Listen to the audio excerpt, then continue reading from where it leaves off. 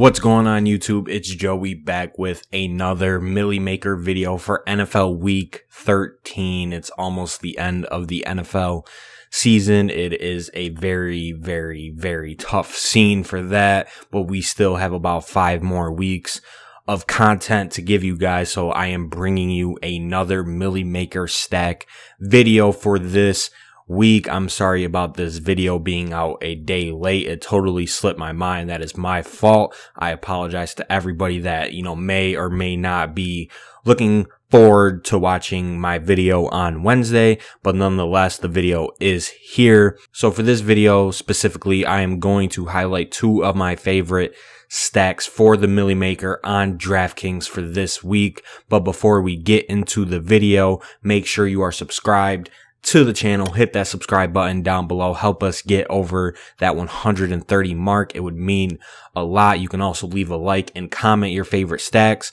your favorite fantasy plays for DraftKings this week, or if you have any questions about your lineups or about players or 1v1s, hit the comments. I respond to every single comment, and I will provide the process that I use personally in terms of picking your 1v1s or helping you with your lineup. So go ahead and comment down below. And then if you're watching this, the DFS Dose preview episode for week 13 is available on all podcast platforms. You can find that in the description down below. Links to Apple, Spotify, and SoundCloud are in the description. So make sure you go and listen to the full breakdown where we talk about cash game construction, who's going to be chalk, which is very important on DraftKings, and our favorite tournament plays and best bets. But now that we have the plugs out of the way, let's get into the week 12 recap.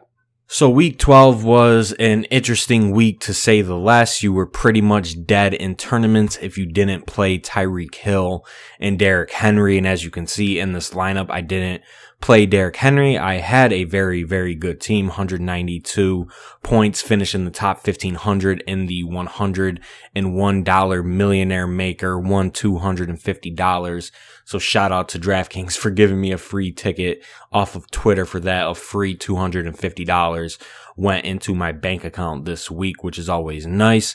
And I decided to go with a Patrick Mahomes and Tyreek Hill stack. I know I didn't highlight that stack in my video, but you can never go wrong playing, Patrick Mahomes, Tyreek Hill. Patrick Mahomes, when it's all said and done, will be the best quarterback of all time. Tyreek Hill is one of the most explosive wide receivers in the NFL, with one of the highest ceilings, and obviously had a career day, 60 points, 269 yards, so hit the nuts. With that, decided to bring it back with Antonio Brown, which was a complete dud. I want to blame that on my podcasting co-host, Ben. He was capping so hard for Antonio Brown, and I ended up letting that cap get into my head. And instead of playing Chris Godwin, who I had in this lineup originally, I went to Antonio Brown. He busted. I could have won another couple hundred if I make that switch. So that was a tough scene. And then I decided to correlate Austin Eckler and Gabriel Davis, which was a winning correlation in my opinion. Both 12%, both great plays. Played Kelsey in this lineup too. Probably a mistake. I could have went Gronk there at the tight end spot. For Kelsey to pay off a 7K price tag, you need him to score 25, 30 points. And 16 points isn't a bad game, but it's not a good game for a player that is 7,000. And especially at 29%, I could have got away from Travis Kelsey. So that was a mistake. Decided to correlate Wayne Gallman, Giants defense. Wayne Gallman was one of my favorite tournament plays, and you could join our free Discord where we talk about our favorite tournament plays, our favorite cash plays. Link for that will also be down below in the description. Jordan Wilkins at 4K, I thought he was one of the better leverage plays on the slate. He was leverage off of Nyheim Hines, who was chalk. He was leverage off of Brian Hill, who was also 4,000 and was severe chalk. And at 6%, I'm willing to take a shot on a guy that could have led the Colts backfield in touches had the game script not gone in Nyheim Hines' favor. So, that's how you play tournaments. You got to hit on some of these long guys, and I didn't this week, and that's just how it goes. So on to this week, and hopefully I can help you guys win some money with the stacks that I'm going to talk about, which we will get into right now. So we have an interesting week 13 slate. We only have 3 games with a total above 50, and we have a lot of bad teams, bad offenses with high implied team totals in good spots. For example, the Vikings are in a good spot at home against Jacksonville. Miami is in a good spot against the Bengals at home. The Bears are in a very good spot against the Lions at home, and they're not necessarily bad teams, but they're not, the best offenses in the NFL. And I think this week, a lot of people are going to stay away from these top guys. I think that Herbert, Watson, Kyler will come in with lower ownership. I think Russ will be owned and his wide receivers will be owned at home in a good matchup against the Giants. And I like that stack. I really do. I'm not going to highlight it in this video because it's a pretty obvious stack and I would just be saying everything that everybody else knows. I think Rodgers to Devontae is a pay up stack that I like a lot this week. Rodgers has been one of the best quarterbacks in the NFL this season. And obviously Devontae Adams, who is a top 3 wide receiver in fantasy and in real life, is one of the best plays every single week. And at 9K, you're paying up to be contrarian. I don't think he will have much ownership this week. So you can definitely get leverage on the field by playing some of these high-priced quarterbacks and their wide receivers. But for this video, the first stack that I'm going to highlight is the Bears. Okay, now I know what you're thinking. The Bears, Mitchell Trubisky is starting for the Bears. You can't play him. He's so trash, and I agree. His nickname is Mitchell Trash Biscuit. Okay, that's a DFS dose given name to Mitchell Trubisky. He's trash. But in 6 career games against the Lions, Mitchell Trubisky has a 106 passer rating. He has 14 touchdowns to 4 interceptions, has thrown for over 1,600 yards, and he just torches the Lions for some reason. Have no idea why, but if the Lions come into town and Mitchell Trubisky is starting, this dude absolutely lights it on fire. So I'm going to be targeting a Trubisky stack in the Millie Maker, although it makes me throw up in my mouth a little bit. I will preface this by saying that I expect Trubisky to have ownership this week. Like, he is one of the better value plays on the board, especially in cash games. He's going to be owned, and he probably will be owned in tournaments. So I think that you have to be thoughtful with the way you make your lineup surrounding Trubisky, especially if he is going to be one of the highest owned quarterbacks. And then obviously Allen Robinson at 6,700 is kind of a smash play this week. Definitely in cash game consideration. I'll probably be playing him in cash games. We talk about that on the DFS Dose preview podcast, which you can go check out. But I love this stack a lot, and this is a clear-cut double stack spot. And 2 of the better stacking options with Mitchell Trubisky are dirt cheap. Darnell Mooney, 3,400, and then we have Anthony Miller at 3,100. Now, my preferred stack is Mitchell Trubisky, Allen Robinson, and Darnell Mooney, but Anthony Miller is dirt cheap. He's seen an increase in snaps over the last 3 or 4 weeks, and I don't mind playing him, but I think I'm going to focus on Darnell Mooney. He is single-handedly my favorite tournament wide receiver on the board this week. He's just seen, a crazy amount of air yards. He's top 5 in air yards, has seen consistent targets throughout the year, ever since he took over that number 2 role in Chicago, 9 targets with Mitchell Trubisky.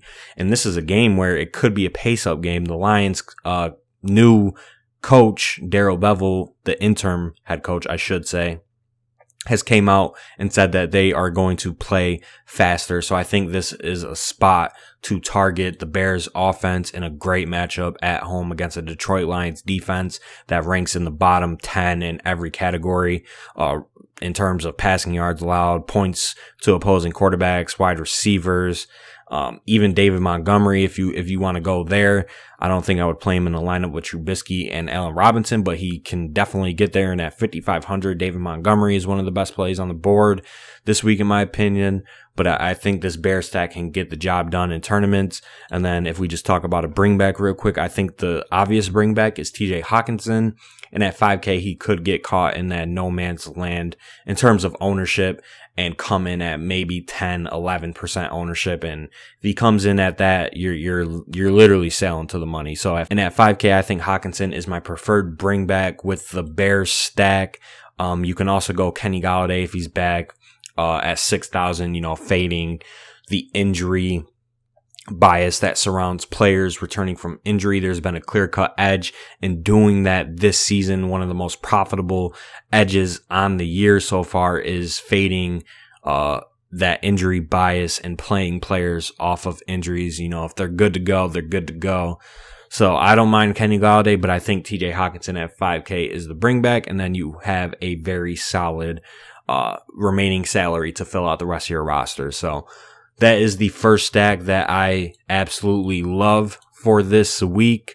And let's talk about my second stack real quick. So my second stack that I'm going to highlight is a Jared Goff to Robert Woods and Cooper Kupp stack. 6,100 for Cooper Kupp, 5,900 for Robert Woods. I think they are in cash game consideration. They've, lowered their price tags tremendously. These are two players that were up towards the 7K range, and this is just a phenomenal spot for Jared Goff, Cooper Kupp, and Robert Woods going into Arizona, which is a pace up spot.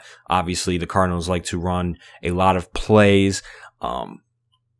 The Cardinals are bottom 5 in terms of pass rush, so Jared Goff should have clean pockets against a pass rush deficient Arizona defense, and they've given up points, a lot of points, to opposing wide receivers and quarterbacks. So I think this is a clear-cut smash spot for Jared Goff and his wide receivers, and it could come in as a low-owned stack. I'm not too sure at this point in the week. It's Wednesday night when I'm recording this, so honestly, I really don't know.